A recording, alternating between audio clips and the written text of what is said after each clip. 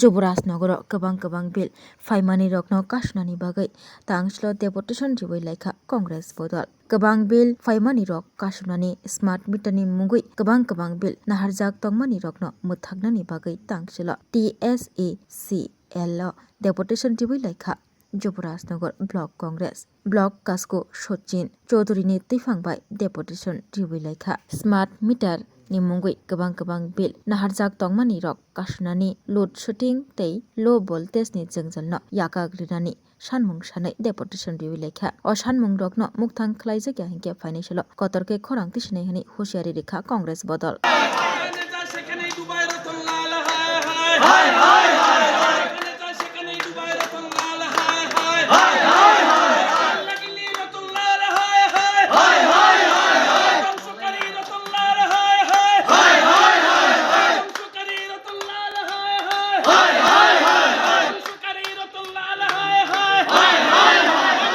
সাতান্ন যুবরাজনগর ব্লক কংগ্রেস কমিটির উদ্যোগে আজকে হাফলং বিদ্যুৎ দপ্তরে স্মার্ট মিটার বাতিল, অতিরিক্ত বিদ্যুৎ মাশুল প্রত্যাহার সহ 6 দফা দাবি নিয়ে আমরা বিদ্যুৎ দপ্তরে গণ ডেপুটেশন দিয়েছি।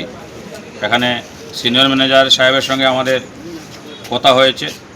আমরা আমাদের দাবি সনদ ওনার হাতে তুলে দিয়েছি। উনি আমাদেরকে কোনো সদুত্তর দিতে পারেননি।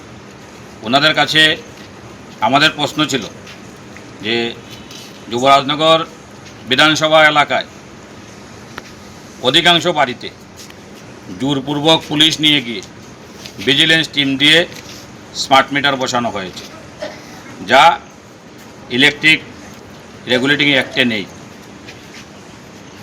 স্মার্ট মিটার বসাতে হবে এরকম কোনো আইন ভারতবর্ষে নেই।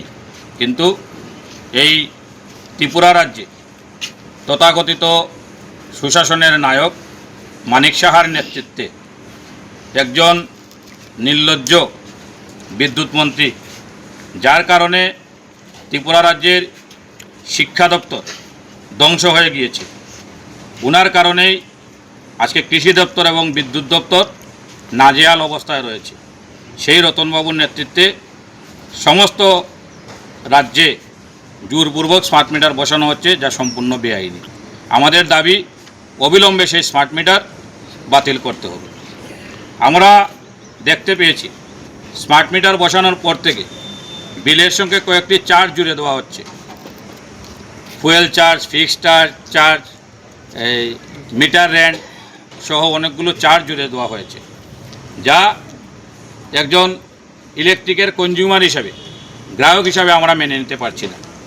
আমরা যদি কোনো দোকানে গিয়ে 1 কেজি আপেলের দাম জিজ্ঞাসা করি, উনি যদি আমাকে বলেন যে 1 কেজি আপেলের দাম 120 টাকা, আমি 1 কেজি আপেল কেনার পর দোকানদার যদি আমাকে বলেন যে এখন আমাকে যে পাল্লা মেপেছি তার টাকা দিতে হবে, আমার দোকানের রেন্ট দিতে হবে, আমার ইলেকট্রিকের চার্জ দিতে হবে, আমার সার্ভিস চার্জ আছে, আমার ক্যারিং চার্জ আছে, আরও 30 টাকা অতিরিক্ত লাগবে, তাকে আমরা দোকানদারকে দিয়ে দেব?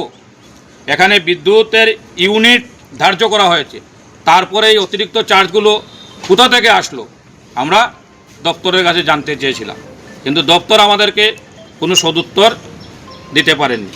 আমরা দাবি করেছি অবিলম্বে আমাদের এই উত্তরগুলো দিতে হবে এবং যুবরাজনগর বিধানসভা এলাকায় যার যার বাড়িতে জোরপূর্বক স্মার্ট মিটার বসানো হয়েছে সেই স্মার্ট মিটারগুলো তুলে নিয়ে পুরানো মিটার বসিয়ে দিতে হবে।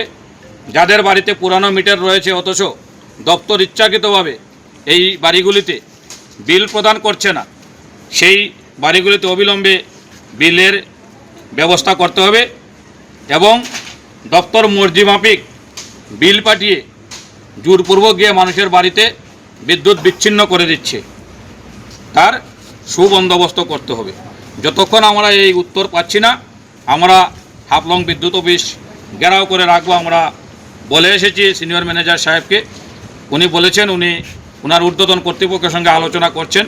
আমরা বলেছি ওনাদেরকে ডাকুন, আমরা যতক্ষণ উত্তর পাবো না আমরা বিদ্যুৎ অফিস ঘেরাও করে রাখবো। আমরা যেমন তার বিভিন্ন সংবাদ মাধ্যমের পাশে এসে তিনি বলেন যে বিদ্যুৎ বিল যে বাড়ছে সেদিকে সরকারের কোনো হাত নেই, প্রাইভেট কোম্পানির হাত, সেই দিকে লক্ষ্য রাখেন, আপনি কি বলবেন? বিদ্যুৎ মন্ত্রীর উদ্দেশ্যে? বলতে হয় ত্রিপুরার যে বিদ্যুৎ মন্ত্রী, ওনার বেল কতখানি আছে ত্রিপুরার মানুষ আজকে জানতে চায়। কারণ আমরা সংবাদ মাধ্যমে যা দেখতে পেয়েছি, উনি প্রথমে যখন বিদ্যুৎ বিল বেড়েছিল উনি বলেছিলেন দিল্লি থেকে বলেছে বিদ্যুৎ বিল বাড়াতে হবে। এখন যখন বাড়লো উনি বলছেন সরকারের কোনো হাত নেই। মিডিয়া যদি ওনাকে কোনো প্রশ্ন করে উনি মিডিয়াকে অকথ্য ভাষায় কথাবার্তা বলেন। যদিও আমি ধর্মনগরের কথা বলবো না, সমস্ত দেশে মিডিয়া আজকে এই শাসক দলের কটু কথা শুনে হত অভ্যস্ত হয়ে গেছে। তাই আজকে জাতীয় মিডিয়াকে মানুষ গদি মিডিয়া বলে আখ্যা করছে। তাই রতনবাবুর কথা যেখানেই বলা হবে নিজের লজ্জা হয়, কারণ দুর্ভাগ্যক্রমে উনি কোনোদিন আমাদের জাতীয় কংগ্রেস দল করতেন। আজকে আমাদের লজ্জা হচ্ছে যে উনি আমাদের সঙ্গে কোনোদিন কংগ্রেস করতেন। উনার কারণে আজকে ত্রিপুরা রাজ্যে শিক্ষা দপ্তর তলানিতে গিয়েছে, উনার কারণে কৃষি দপ্তর, বিদ্যুৎ দপ্তর আজকে তলানিতে, মানুষ তাহি তাহি রব ডাকছে। আমরা বিগত কিছুদিন আগে দেখতে বিদ্যুতের কর্মীদের আমি দোষ দেব না, কারণ আজকে যদি এই হাফলং বিদ্যুৎ অফিসের কথা ধরুন, প্রায় 20টা গাঁওসভা বিস্তীর্ণ এলাকা নিয়ে ওদের সার্ভিস দিতে হচ্ছে। গাড়ি একটা, 4জন 5জন লোক টোটাল সার্ভিস দিচ্ছে। দপ্তর সেখান থেকে কোটি কোটি টাকা কামাই করছে, কিন্তু না স্টাফ রিক্রুট করছে, না গাড়ির ব্যবস্থা করছে। আর বিদ্যুৎ মন্ত্রী যে বলছেন কাজ ভালো হচ্ছে, উনি বলবেন কারণ দপ্তর থেকে উনি তো মোটা অঙ্কের কমিশন পাচ্ছেন। সমস্ত ইলেকট্রিক দপ্তরটাকে বিকিয়ে দিয়ে ওনারা সরকারের থেকে মুনাফা কামাই করছেন, আর ত্রিপুরা রাজ্যের সাধারণ গরিব মানুষ বিদ্যুৎ যন্ত্রণায় ভুগছে। যেখান থেকে ওনার টাকা কামাই হচ্ছে উনি তো বলবেন ভালো হচ্ছে। এবং একটা সময় নির্ধারণ করে দেওয়া হয়েছে, যাদের বলা হয় যে বাড়তি বিল রয়েছে 6 মাসের মধ্যে তা বকেয়া বিলটা পরিশোধ করতে হবে গ্রাহকদের। কি বলবেন সেই ব্যাপারে? বিদ্যুৎ বিল বাকি রয়েছে বলতে আমি ওনার যে কথাটা শুনেছি, উনি বলেছেন ওনাদের সার্ভার খারাপ ছিল। ওনাদের সার্ভার খারাপ ছিল, তাই যাদের প্রিপেইড মিটারে যারা রিচার্জ করেছিল তাদের বিল বকেয়া রয়ে গেছে, ওরা 6 মাসে টাকা পরিশোধ করবে। সার্ভার যদি 3 মাস, 4 মাস, 5 মাস, 6 মাস যদি সার্ভার খারাপ থাকে, তাহলে ব্যর্থতাটা কার? দপ্তরের ব্যর্থতা কেন কনজিউমার নিজের ঘাড়ে নেবে? তারা যখন রিচার্জ করেছিল তখন যদি দপ্তরের দোষ থাকে, আজকে কেন তাদের টাকা পরিশোধ করতে হবে? আর একজনের যদি আমি গিয়ে 1000 টাকার প্রিপেড রিচার্জ করলে আমরা 14 ইউনিট পাচ্ছি, আবার কেউ গিয়ে যদি 1000 টাকা রিচার্জ করে 74 ইউনিট পাচ্ছে, কেউ 1000 টাকা রিচার্জ করলে 65 ইউনিট পাচ্ছে। তাই আমরা বলছি এই দপ্তরটা তুগলুকি দপ্তরে পরিণত হয়েছে রতনবাবুর কারণে। অবিলম্বে রতনবাবুকে এই দপ্তর ছেড়ে ত্রিপুরার জনগণকে বাঁচানো দরকার। আপনার পরিচয়? আমি ধর্মনগর জেলা কংগ্রেস কমিটির প্রাক্তন সভাপতি দিগ্বিজয় চক্রবর্তী। শোনো শোনো ভোজন রসিক, শোনো মন দিয়া, ঝাঁঝের স্বাদে রান্না করো লং তরাই দিয়া। ইলিশ সর্ষে পোস্ত বাটা যেমন ইচ্ছে নাও, মালাই চিংড়ি মাংস কষা চেটে পুটে খাও, আহা চেটে পুটে খাও, আহা চেটে পুটে খাও। লং তরাই কাচ্চি ঘানির সর্ষে তেলে টেস্ট, যে খাবে সেই বলবে লং তরাই বেশ। লং তরাই সর্ষের তেল, ঝাঁঝে স্বাদে তোমাকে চাই। আহা লং তরাই বেশ, আহা